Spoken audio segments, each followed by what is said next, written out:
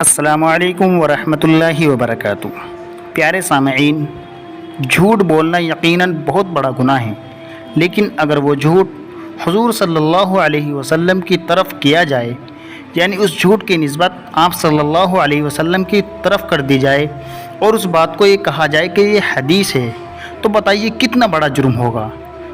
ایسے لوگوں کو آپ صلی اللہ علیہ وسلم کی یہ حدیث سامنے رکھنی چاہیے۔ آپ صلی اللہ علیہ وسلم نے ارشاد فرمایا، من کذب علی متعمدا فلیتبوأ مقعدہ من النار، کہ جو انسان جان بوجھ کر میرے اوپر جھوٹ کی نسبت کرے تو وہ اپنا ٹھکانہ جہنم بنا لے۔ کہ آپ صلی اللہ علیہ وسلم نے جہنم کی دھمکی دی ہے۔ سوشل میڈیا پر آپ کو ایسی بے شمار ویڈیو مل جائیں گی، بے شمار مثالیں مل جائیں گی جس میں یہ کہا جاتا ہے کہ یہ حدیث ہے، یہ آپ صلی اللہ علیہ وسلم کا فرمان ہے۔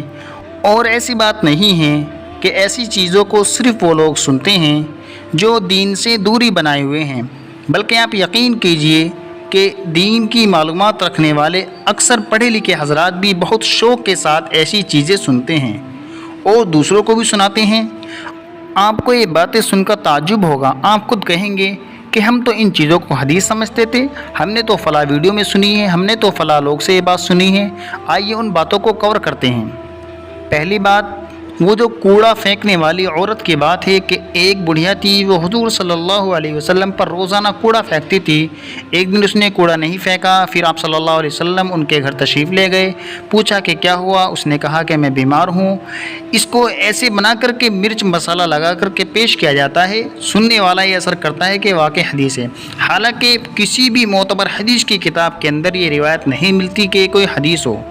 اسی طریقے سے نمبر 2 پر اس ضعیفہ کا واقعہ آتا ہے کہ جو مکہ میں تھی اور وہ ہجرت کر رہی تھی، اپنے سامان کو اٹھانے کے لیے کسی اٹھانے والے کا انتظار کر رہی تھی، تو آپ صلی اللہ علیہ وسلم وہاں سے گزرتے ہیں، پھر بہت لمبا چوڑا واقعہ قوالی کی شکل میں اس کو بنا کر کے پیش کیا جاتا ہے۔ یہ بھی کوئی حدیث نہیں ہے، آپ صلی اللہ علیہ وسلم کے اخلاق کو بتانے کے لیے واقعہ پیش کیا جاتا ہے، لیکن یہ جھوٹا واقعہ ہے، اسے نہیں بیان کرنا چاہیے۔ اور تیسری حدیث یہ ہے کہ علماء امتی کا انبیاء بنی اسرائیل، کہ میری امت کے علماء بنی اسرائیل کے انبیاء کی طرح ہیں، یہ بھی کوئی حدیث نہیں ہے۔ اسی طریقے سے اس روایت کو کہ حب الوطن من الایمان، کہ وطن سے محبت کرنا ایمان کی پہچان ہے، دیکھیے یہ کوئی حدیث نہیں ہے، وہ واقعی ہے، وطن سے محبت ہے، اس چیز کا انکار نہیں ہے، لیکن اس کو حدیث بتا کر کے پیش کرنا یہ بھی صحیح نہیں ہے۔ اسی طریقے سے ایک واقعہ بیان کیا جاتا ہے کہ اگر کوئی انسان عصر اور مغرب کے درمیان کھانا کھائے گا تو مرتے وقت عصر کا وقت اس کو دکھائی دیتا ہے اور شیطان پیشاب کا پیالہ لے کر کے حاضر ہوتا ہے۔ اس کی بھی کوئی معتبر حدیث سے کوئی صراحت نہیں ملتی۔ اسی طریقے سے ایک یہ بیان کیا جاتا ہے کہ مسجد میں گرے ہوئے بال کو اگر کوئی انسان باہر پھینک دے تو گویا کہ اس نے مردہ گدھے کو پھینکا۔ اس کی بھی کوئی روایت نہیں ملتی کسی معتبر حدیث میں کہ یہ حدیث ہے۔ اسی طریقے سے ایک روایت یہ کہ نمازی کی نحوست 40 گھروں تک پھیلتی ہے، یہ بھی کوئی حدیث نہیں ہے۔ اور اسی طریقے سے ایک یہ ہے کہ جب اللہ تعالیٰ کسی انسان کی طرف ایک مرتبہ رحمت کی نظر سے دیکھتے ہیں تو اس کو جہاد کے لیے قبول کر لیتے ہیں، اور اگر 10 مرتبہ اس کی طرف رحمت کی نظر سے دیکھتے ہیں تو اس کو حج کے لیے قبول کر لیتے ہیں، اور اگر کسی انسان کی طرف اللہ تعالیٰ 70 مرتبہ رحمت کی نظر سے دیکھتے ہیں تو اس کو دعوت و تبلیغ کے کام کے لیے قبول کر لیتے ہیں، یہ بھی کوئی حدیث نہیں ہے۔ اسی طریقے سے یہ کہ جب کبھی طلباء یا اساتذہ کرام کسی بستی سے گزرتے ہیں تو 40 دن تک وہاں سے قبر کا عذاب اٹھا لیا جاتا ہے، یہ بھی کوئی حدیث نہیں ہے۔ یقیناً علماء کرام کا، طلباء کرام کا کسی جگہ سے گزرنا باعث برکت ضرور ہے، لیکن قبر کا عذاب 40 دن تک ہٹا لیا جائے، یہ ایسی بھی کوئی حدیث نہیں ہے۔ اور ایک یہ کہ آپ صلی اللہ علیہ وسلم نے ایک مرتبہ تندور جلایا، روٹی پکا کر کے تندور کے اندر ڈالی تو تندور نے اس کو نہیں سیکا۔ خلاصہ یہ کہ آپ صلی اللہ علیہ وسلم جس چیز کو ہاتھ لگا دے اس کو آگ بھی نہیں چھو سکتی، یعنی کہ روٹی کو تندور نے نہیں پکایا، یہ بھی کوئی حدیث نہیں ہے۔ اور اسی طریقے سے عوام میں یہ بات مشہور ہے کہ دلہن جب گھر میں آتی ہے تو اس کے پاؤں سے پانی برکتاً لیا جاتا ہے اور وہ گھر میں چھڑک دیا جاتا ہے، تو یہ سمجھا جاتا ہے کہ گھر میں خیر و برکت نازل ہوگی، ایسی بھی کوئی حدیث نہیں ہے۔ اور ایک بات یہ جو مشہور ہے عوام کے اندر کہ آپ صلی اللہ علیہ وسلم نے ارشاد فرمایا کہ اگر کوئی جھک جائے اور جھک جانے سے اس کی عزت کم ہو جائے تو قیامت کے دن مجھ سے لے لینا، ایسی بھی کوئی حدیث نہیں ہے۔ دیکھیے ہاں یہ حدیث تو ضرور ہے کہ تواضع کرنے میں اللہ تعالیٰ بلندی عطا فرماتے ہیں، لیکن اس کی نسبت آپ صلی اللہ علیہ وسلم کی طرف اس طور پر کرنا، مرچ مسالہ لگا کر کے پیش کرنا، یہ صحیح نہیں ہے۔ اور اسی طریقے سے آپ صلی اللہ علیہ وسلم کی طرف ایک نسبت یہ کی جاتی ہے، آپ صلی اللہ علیہ وسلم نے ارشاد فرمایا کہ میں چھپا خزانہ تھا، میں نے چاہا کہ میں ظاہر ہو جاؤں، کہ میں پہچانا جاؤں، تو میں نے کائنات کو پیدا کر دیا۔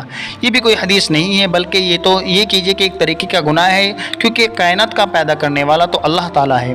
اور ایک بات یہ پیش کی جاتی ہے مشہور عوام کے اندر کہ زنا ایک قرض ہے، جب تک اس کی ماں بہن یا گھر میں سے کوئی ادا نہیں کرے گا تب تک اس کے ذمے قرض باقی رہے گا۔ یہ بھی کوئی حدیث نہیں ہے۔ اور اسی طریقے سے یہ بات کہ اگر کوئی انسان اذان کے وقت کلام کرے گا، بات چیت کرے گا، تو اسے مرتے وقت کلمہ نصیب نہیں ہوگا، یہ بھی کوئی حدیث نہیں ہے۔ اسی طریقے سے بیان کیا جاتا ہے کہ مومن کا جھوٹا شفا ہے، یہ بھی کوئی حدیث نہیں ہے۔ دیکھیے، مومن کا پینا جھوٹا پینا جائز ہے، لیکن اس کے اندر شفا ہے، ایسی کوئی حدیث نہیں ہے۔ اسی طریقے سے ایک روایت یہ بیان کی جاتی ہے کہ ایک عورت 4 مردوں کو جہنم میں لے کر کے جائے گی، ایسی بھی کوئی حدیث نہیں ہے۔ اور اسی طریقے سے ایک بات جو عوام میں بہت مشہور ہے کہ جب کوئی نوجوان توبہ کرتا ہے تو اللہ تعالیٰ مشرق سے مغرب تک 40 دن تک عذاب قبر کو بند کر دیتا ہے، ایسی بھی کوئی حدیث نہیں ہے۔ یقیناً جوانی میں توبہ کرنا بہت بڑا ثواب ہے، کیونکہ باقی زندگی اس کی دین کے راستے پر گزرے گی، لیکن ایسی کوئی حدیث نہیں ہے کہ جوان توبہ کرے تو مشرق سے مغرب تک عذاب قبر کو روک دیا جائے۔ اور اسی طریقے سے یہ حدیث بیان کی جاتی ہے کہ نمکین سے کھانا شروع کرنا اور نمکین پر ختم کرنا سنت ہے، یہ بھی کوئی حدیث نہیں ہے۔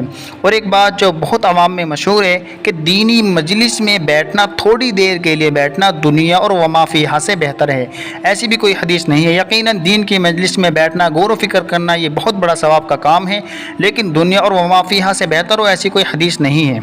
دیکھیے، سوشل میڈیا پر جو باتیں بیان کی جاتی ہیں، بہت سی باتیں فی نفسی ہی صحیح ہوتی ہیں، لیکن ان کو حدیث بتا کر کے آپ صلی اللہ علیہ وسلم کی طرف جھوٹی نسبت کرنا، یہ باتیں صحیح نہیں ہیں۔ اگر آپ کے پاس کبھی بھی ایسی کوئی بات آئے جو شکوک شبہات کے دائرے میں ہو تو آپ اپنے قریبی علماء کرام سے رابطہ کریں اور اس کو مستند ہے یا غیر مستند ہے اس چیز کی تحقیق کریں۔ بہت سے حضرات ہوتے ہیں جو مجلس کو گرم کر کے واہوائی لوٹتے ہیں، تحقیق کا انہیں کوئی شوق نہیں ہوتا۔ یاد رکھیے، جب بھی آپ کوئی بات کرے تو قوم کی اصلاح کے لیے بات کرے، واہوا لوٹنے کے لیے کوئی بات نہ کرے، یا آپ کبھی سنیں تو واہوا صرف لوٹانے کے لیے بات نہ سنیں، بلکہ تحقیق کرے اگر وہ شکوک و شبہات کے دائرے میں ہیں۔ اللہ تعالی ہم سبھی کو توفیق عمل سے نوازے۔